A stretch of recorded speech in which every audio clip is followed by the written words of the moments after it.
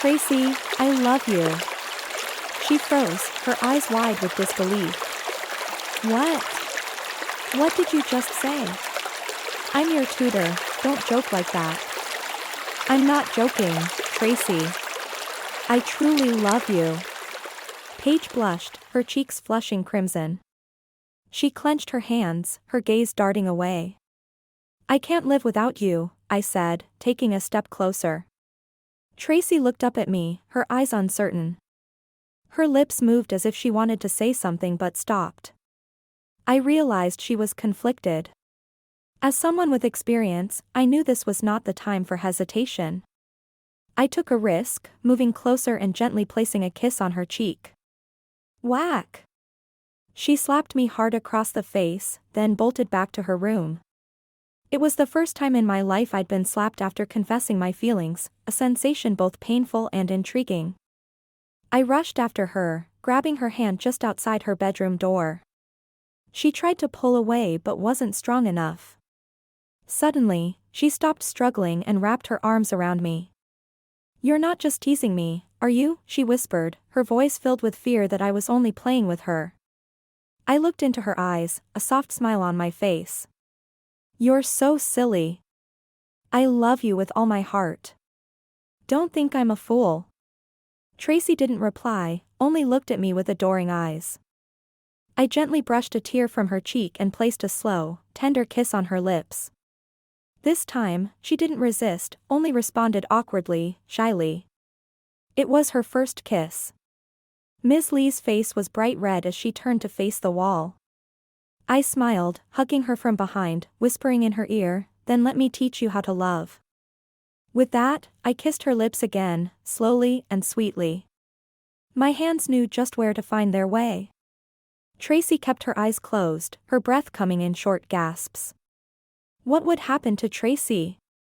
Dear listeners, please delve into the story, My Professor. I was born into a privileged family. My parents were both high-ranking officials in the state government. But contrary to that fortunate background, I was anything but a diligent student. From a young age, I was a playful kid, always hanging out with the wrong crowd, roaming everywhere and rarely focusing on books. At school, I was mischievous, constantly teasing teachers. Every time important exams approached, especially final exams, my parents would quietly pull strings to help me. Thanks to that, even though I barely answered any questions, I always ranked at the top of the class with sky-high scores. Because of this, I became increasingly reliant and lazy. I spent very little time studying, mostly just hanging out and flirting with girls. College entrance exams were approaching, but I hadn't changed my ways. My parents advised me countless times, but my lazy habits were deeply ingrained. My father said sternly, "Everyone in our family holds important positions. If you fail, your mother and I will lose face." So, he hired a series of excellent tutors, but none of them could teach me for more than 2 sessions. Some were frustrated, some were angry, and some were driven to tears by my antics. In the end, my parents helplessly gave me the power to choose my own tutor. A list of outstanding and beautiful college students was presented. Yet, for some reason, I was drawn to a name that wasn't at all prominent, Tracy. She had nothing particularly special about her, and her appearance wasn't as attractive as the others. Even when she came for the interview, she wore a simple, old-fashioned outfit that made me openly scornful. I thought to myself, this poor, plain type will probably be happy with a few bucks, and I can skip classes and hang out all I want. But contrary to my expectations, Tracy was an incredibly strong and strict young woman. She didn't hesitate to give me sharp slaps and painful kicks whenever I was lazy or disrespectful. My parents were initially very surprised but grew to like her more and more. They believed that perhaps this country girl was the only one who could tame me. Then began the days and months of studying with Tracy. At first, I hated her intensely. The way she stood there sternly, her cold gaze whenever I made up stories or tried to skip out, drove me crazy. It was the first time in my life a girl had hit me without hesitation, and in front of the housekeeper, no less. I was so embarrassed I wanted to lash out, but strangely, the more she disciplined me, the more intrigued I became. Tracy didn't just teach, she had a different way of teaching. She didn't make me sit for hours copying notes but started with small stories, relatable examples. Gradually, I realized I was understanding the material unconsciously, peacefully. Today, I sat reading until late at night, something I previously thought only bookworms did. One evening after studying, I asked Vu Hoi, "Why didn't you choose to tutor some rich, troublesome students instead of taking on a deadbeat like me?" Tracy glanced at me, a hint of gentleness in her eyes. "Because you remind me of my younger brother from back home. He was also lazy and stubborn but didn't have the chance to change." I looked at her slowly. It was the first time I had seen her so sad. I didn't ask any more questions. But from that day on, I started paying more attention to her. I noticed how she often sat quietly looking out at the backyard after studying, her eyes as if remembering something very distant. I even noticed the calluses on her fingers, the marks of someone who had struggled to earn a living. I told this story to my close friends. They burst out laughing. Hung, the most mischievous one, winked and said, "Who knows, maybe she's still a virgin." Country girls are hot, man. You can be the first to unlock all her features. That thought was like a gunshot to my entire system. A wicked idea awakened, I would be her first. And after that, whatever. I returned home, looking pale to my parents. Dad was still fat, but my mother was very pleased with my recent changes, especially seeing me study harder and be more polite to Tracy. I made up excuses that studying late required her to tutor me more, not wanting to trouble her to go home late, and so on. Eventually, my mother agreed to my suggestion of Tracy staying temporarily in the small guest room on the second floor, a knowing smirk on her face. Did she think I was so virtuous? Not stopping there, I even proposed a raise for Tracy. She was very surprised, hesitated for a moment, but then agreed. I watched her smile, a smirk on my own face. Did she think I was so virtuous? The first night Tracy stayed, I chuckled and went down to her room under the pretense of needing help with homework. She was wearing simple short-sleeved pajamas, her hair neatly tied back. Looking at her, I felt something stir within me that wasn't part of my initial plan. But I still sat close, pretending to look at my notes, even trying to touch her hand when she pointed. She looked at me with a hint of suspicion. "And, what are you planning to do?" I startled, her voice not slow, her gaze very direct and cold as ice, not confused, not scared, but frighteningly alert. I laughed it off, trying to make an excuse, but she stood up and closed her books. "You're smarter than I thought, but don't confuse learning some formulas with understanding people." She walked out of the room, leaving me sitting there, bewildered. It was the first time a girl hadn't fallen for my tricks. And strangely, I found myself more attracted to her than ever. The next day, I brought home a large bag of fruit. Inside were some expensive cosmetics, several designer outfits, and especially 3 flimsy nightgowns of extremely seductive styles that I knew no girl could resist seeing without wavering. When I gave them to her, Tracy frowned, looking at me suspiciously. "What did you buy these things for?" I shrugged, a half-smile on my face. "You tutor me well, just a little gift. If you don't like them, throw them away. I'm not forcing you to wear them." Tracy was silent, she took the bag and went into her room. But I knew that no matter how tough she acted, she was still a girl. And what girl doesn't like to be pampered, who doesn't have a little weakness when faced with glamour and luxury, things they rarely get in their poor lives?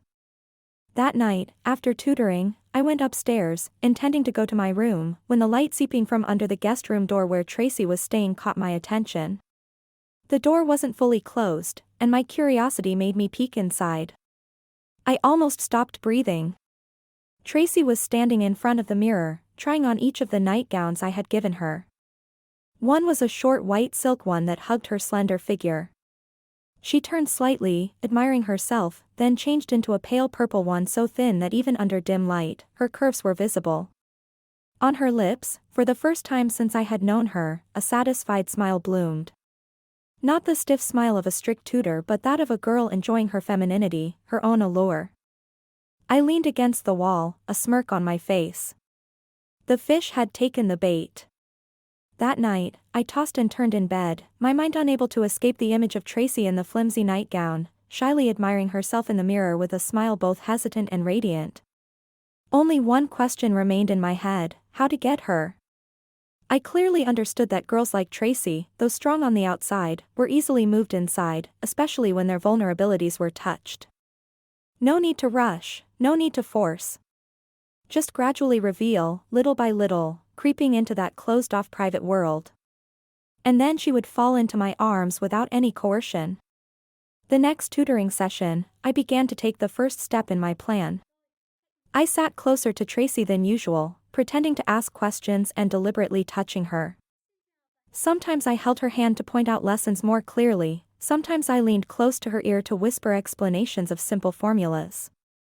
Each time, I saw her flinch, her eyes bewildered, her cheeks flushing pink, an unmistakable sign of embarrassment. She tried to maintain distance, but her body didn't lie. Several times, I caught her secretly glancing at me, her eyes both wary and flustered. I chuckled inwardly, it's working. She's starting to lose control. I understood she had no one to confide in, no family by her side, no close friends.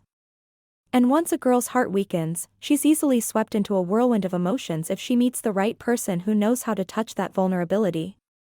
And so, a complete plan was laid out in my head, from attacking with care to planting in her the feeling of being needed, of being special. So that by the time she truly trusted me, I would be the only one she relied on. Then she would have no way back.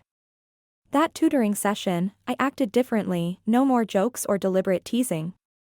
I sat pensively, my eyes occasionally gazing thoughtfully out the window. Tracy lectured, but I only half listened, nodding perfunctorily and sighing in a calculated way. Tracy stopped writing, turning to ask, "What's wrong? You're acting very strange today, not concentrating at all." I looked up at her, trying to inject some sadness into my voice. "I'm sorry, my mind's been so cluttered lately, I can't focus on studying. Partly because I'm a bad student, partly because I'm noticing someone." Tracy startled slightly but tried to maintain a calm demeanor. "Oh. Who is it? That person must be very special." I smiled, looking directly into her eyes. Far away at the horizon, yet right in front of me. Tracy's gaze wavered, she lowered her eyelashes, her voice much softer. "Don't talk nonsense." I smiled faintly without replying. The fleeting embarrassment on her face clearly showed me that her heart was beginning to crack. No need to rush. I know that just by planting doubts and budding feelings in her mind, sooner or later she won't be able to maintain her tough exterior. While she lowered her head to continue lecturing, I gently placed my hand on hers, pretending to draw attention to the math problem she was explaining. "I'm serious, no one understands me like you do, no one cares about me like you do." Tracy pulled her hand back, looking up, her eyes confused. Don't think wildly, I'm your tutor." I shrugged, "But I wish you were someone else." At that moment, I knew the seeds I had planted were beginning to take root. I abruptly ended the tutoring session, as if unable to bear my emotions any longer. Pushing back my chair, I said softly, just loud enough for her to hear but not react in time, "I'm sorry, I can't study anymore." Not letting her stop me, I quickly went back to my room, slamming the door shut as if to add drama to my performance.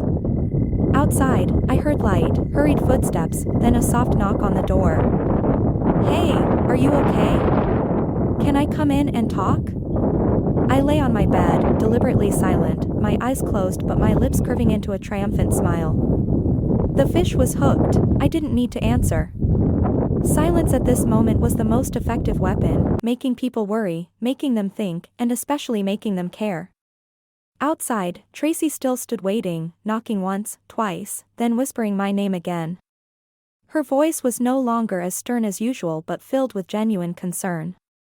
I knew that when someone starts to worry about another person's feelings, that's when they begin to unknowingly tie themselves into a knot. The next morning, I deliberately woke up much earlier than usual. After a quick wash, I put on my backpack and quietly went downstairs with a dejected look on my face. Breakfast was still on the table, the aroma of my mother's chicken porridge still fragrant. My mother was surprised. "Oh, where are you going so early? Not having breakfast?" I shook my head slightly, my voice low as if carrying a heavy burden. "I'm not hungry, I just want to go outside for some fresh air." My father frowned. "Did something happen again yesterday?" I didn't answer, just quietly opened the door and stepped outside. Behind me, I heard my mother turn to ask Tracy, who was tidying up some notebooks on the table. "How was studying with him yesterday? What's wrong with him?" Tracy paused for a beat, then bit her lip slightly. She looked up, her eyes avoiding my mother's, her voice soft. "Oh, I don't know." Just that one sentence, but I almost laughed out loud. She didn't know she was lying, and I knew the reason why. That evening, I stuck to my plan, not going to the study room as usual, no texts, no calls. I stayed in my room, turned off the study lamp, and lay on my bed pretending to be pensive.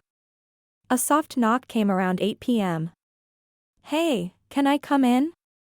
I knew she would come, knew it even before she got up from the desk, but I still kept my voice cold without turning my head. "I'm tired today, go back, let me rest a bit." Tracy didn't say anything, a moment of silence passed, then the door creaked open. She stepped in, standing right beside the bed.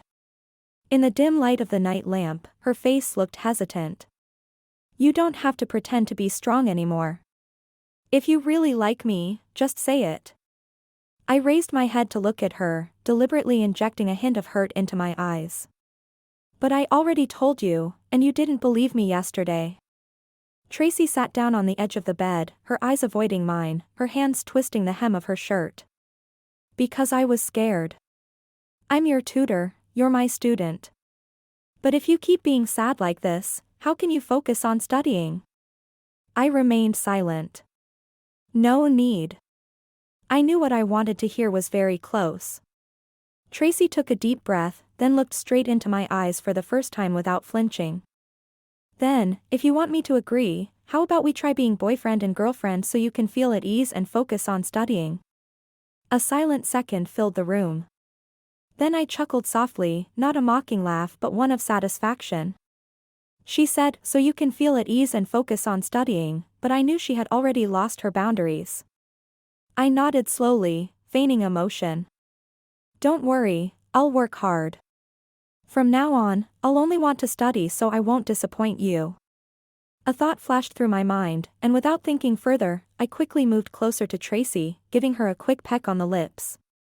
Tracy didn't react in time, she just stood there, stunned, her face flushed, her eyes wide with surprise. Perhaps she hadn't expected things to happen this way, so fast, so suddenly. I looked at her, smiled, and then stood up as if nothing had happened. "Let's go study." Tracy still stood there, her lips slightly parted, murmuring as if not understanding what had just occurred. Once again, I had put her in an awkward, difficult situation from which she couldn't retreat. That tutoring session was quite lively, very different from usual. Tracy no longer had that stern look but occasionally smiled softly at my jokes. She didn't seem annoyed or cold like before but started to listen, even trying to participate in the stories I told. It was as if we were truly a couple. Time passed quickly, and I realized I had kept her too late. The tutoring session dragged on, it was almost 11 p.m. While Tracy was adjusting her notes, I heard light footsteps outside the door. My mother opened it, carrying a plate of fresh fruit, smiling when she saw us still studying. "You two are up late." "Tracy, aren't you tired?" my mother asked, her eyes full of concern. Tracy startled, quickly standing up. "Oh, no, not at all. I was just chatting with him for a bit." My mother smiled kindly, placing the plate of fruit on the table. "Well, have some fruit and then rest. You can continue studying tomorrow. If you keep this up, you'll both become experts." Tracy blushed slightly, but her shyness only made me more intrigued. I looked at my mother, sensing her comfort in seeing Tracy and me getting along, even a hint of approval. Mom patted my back gently, encouragingly, "You're doing great, honey, but remember to get enough rest. Don't strain your eyes." Once my mother had gone back to her room and closed the door, the atmosphere in the house suddenly became strangely quiet. "It's late, you should go back to your room and rest," Tracy said softly, as if trying to avoid something lingering between us. But I couldn't wait any longer. The feeling of her being close made me lose all restraint. I stepped forward, quickly wrapping my arms around her and kissing her lips unexpectedly. The kiss was quick and urgent but enough to make the surrounding space seem to freeze. The warm, soft sensation from her lips seemed to invade all my senses. Tracy was surprised, her whole body stiffening in my arms, her eyes wide with disbelief at what had just happened. She didn't resist, just stood there, a sense of hesitation in her eyes.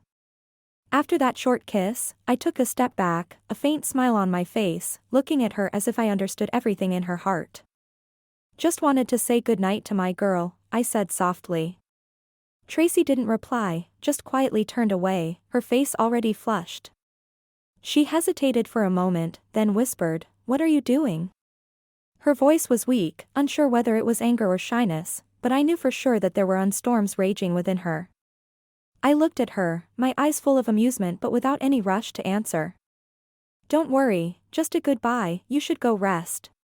Tracy stood there for a moment, took a deep breath, then gently walked towards the door, brushing past me without saying anything more. The door closed behind her, and in the silent space, I knew I had left an indelible mark on her mind. The next morning, I couldn't hide my excitement. My parents had errands and wouldn't be back until the next day. It was the perfect opportunity for me to spend all my time with Tracy without any interruptions. After the housekeeper served breakfast, I hurriedly got ready for our tutoring session, eager as a child.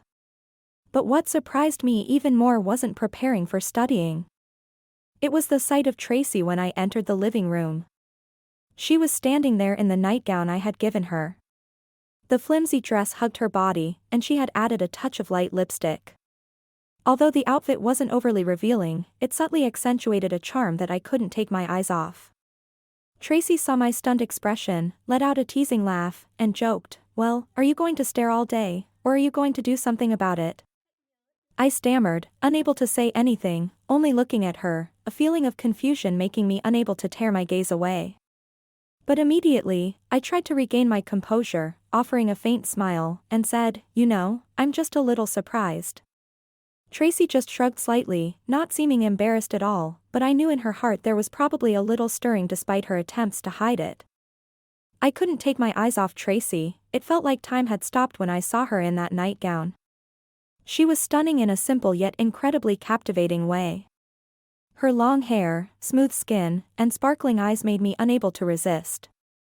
Unable to restrain myself any longer, I moved closer to her, gently kissing her hair. A warm and sweet sensation spread through my heart, as if a part of me had been filled. Tracy didn't resist, but she tilted her head up slightly, her eyes showing a hint of surprise mixed with playfulness. "You're so beautiful," I whispered, unable to hide my admiration. Tracy shrugged, smiling as if she didn't care, but couldn't hide the joy in her eyes. "So, are you going to just stare, or are you going to ask me to be your girlfriend?" Her words were so gentle yet full of confidence, feeling like a joke but also an admission that made me feel a little flustered. "You're always beautiful in my eyes," I replied with a knowing smile. Tracy didn't say anything more, just quietly looked at me as if trying to understand me thoroughly. I knew there was a change between us, not just simple words or actions but a new connection. The distance between us was only a few steps, and my heartbeat seemed to quicken, as if not wanting to miss this moment. Tracy's eyes sparkled in the dim light, as if the whole world had narrowed down to just the two of us. She looked at me without saying a word, but in her eyes was a deep understanding, as if she knew what I was feeling. I slowly moved closer, my hand gently lifting her chin, lowering my gaze to her full lips. She didn't resist but just smiled faintly, a gentle smile that made my heart feel like it was about to burst. This feeling was like something long awaited. And then I kissed her, not hastily but passionately, savoring every bit of it. The kiss was gentle yet full of longing, as if wanting to convey all the emotions I couldn't put into words. Our lips met, and in that moment, everything around us seemed to disappear, leaving only that sweet sensation like a silent promise that we didn't need to speak. Tracy responded, her hands gently reaching around my neck, pulling me closer. That feeling was so warm, so sweet, as if the whole world was pausing to witness this moment. In that kiss, we didn't need to say anything because everything was conveyed through each kiss, each breath. Time passed silently, like the sun-drenched afternoon studying by the porch. Under Tracy's dedicated and strict guidance, I, from a lazy, playful kid, passed the entrance exams to a prestigious university that I previously hadn't even dared to dream of. The day I got the news, I was so happy I ran home as fast as I could, wanting to be the first to tell her. But the familiar room was now empty. On the table was a neatly folded letter with only 2 words written on the outside, "For you." I opened the letter, the handwriting gentle, familiar yet strangely distant. "Congratulations on growing up. There are things Tracy couldn't say while she was by your side. But now you need to know that your parents hired Tracy and paid her a significant amount of money to tutor you and mold you into shape. Even becoming your girlfriend was part of the initial agreement. But honestly, after everything, Tracy believes you will go far and live well without anyone pushing you anymore. Please keep these memories as a part of our youth. Yours truly, Tracy." I sat there, clutching the letter in my hand, smiling as tears silently streamed down my face. Who knew who was the real fool? The weight of Tracy's words settled upon me, heavy and unexpected. The carefully constructed illusion of genuine affection shattered, leaving behind a raw ache of betrayal. It wasn't just the revelation of the initial arrangement, it was the implication that our connection, the stolen moments, the hesitant touches, the breathless kisses, all might have been orchestrated, a calculated performance. I reread the letter, searching for a hint of insincerity in her familiar script, a flicker of deceit in the gentle phrasing. But there was none. Only a quiet resignation, a belief in my potential, and a poignant farewell. The part of our youth line echoed in my mind, a bittersweet acknowledgement of something real that had blossomed amidst the pretense. Anger warred with a profound sense of loss. Was any of it real?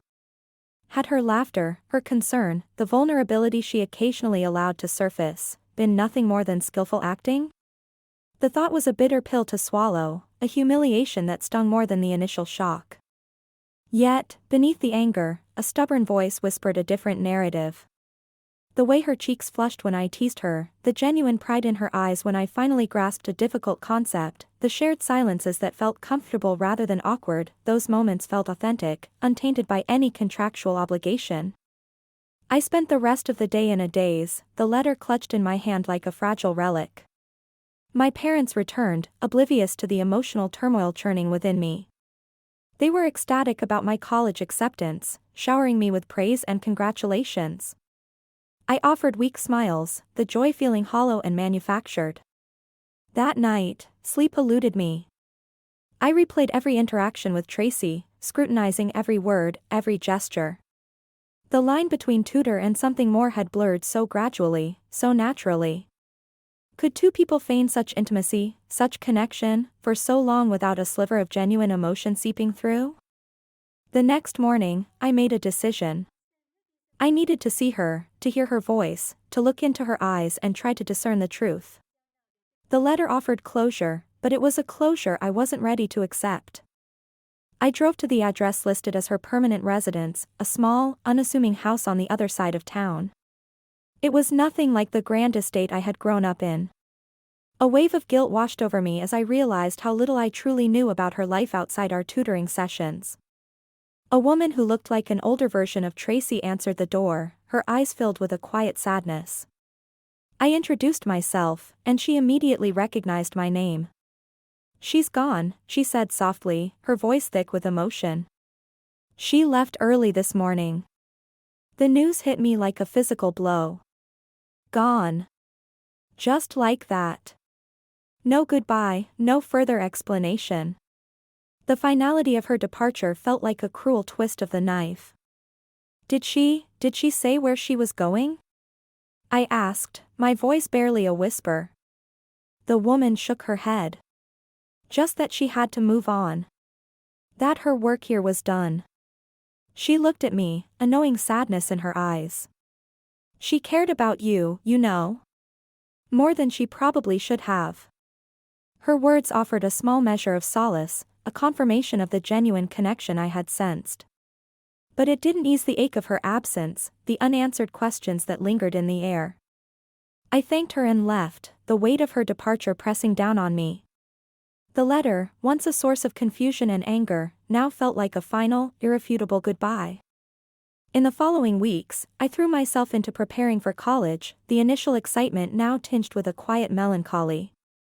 The image of Tracy, her sharp wit, her unwavering discipline, her occasional soft smiles, remained etched in my memory. College was a different world, filled with new faces and new experiences. I excelled academically, driven by a newfound sense of purpose that Tracy had unknowingly ignited. The lazy, entitled kid I once was had begun to fade, replaced by someone more focused, more aware of the world beyond my privileged bubble. Years passed. I graduated with honors, pursued a successful career, and built a life that, by all accounts, was fulfilling. Yet, the memory of Tracy remained, a poignant reminder of a complex relationship that had irrevocably shaped me. Occasionally, a fleeting image of her would surface, a certain turn of phrase, a familiar intensity in someone's gaze, and a pang of longing would momentarily disrupt my carefully constructed equilibrium. I never tried to find her. Perhaps a part of me feared what I might discover, or perhaps I simply respected her decision to move on. One quiet evening, years later, while visiting my parents, I stumbled upon a box of old photographs. Among them was a candid shot of Tracy and me, taken during one of our study breaks. She was laughing at something I had said, her eyes sparkling with genuine amusement. My younger self looked equally carefree, a genuine smile on my face. Holding the photograph, I finally understood. The initial arrangement might have been transactional, but the connection that grew between us was real. Her belief in me, her unwavering support, had been the catalyst for my transformation. The love I felt for her, and perhaps the love she felt for me in return, had transcended the initial contract. The ending of our story was bittersweet, tinged with regret for what could have been. But as I looked at that photograph, I realized that Tracy had given me a far greater gift than just passing grades. She had given me a glimpse of my own potential, a reason to strive, and a lasting memory of a connection that, however unconventional its beginnings, had touched my life in a profound and unforgettable way. And in that, perhaps, lay the true measure of who was the fool and who was truly enriched.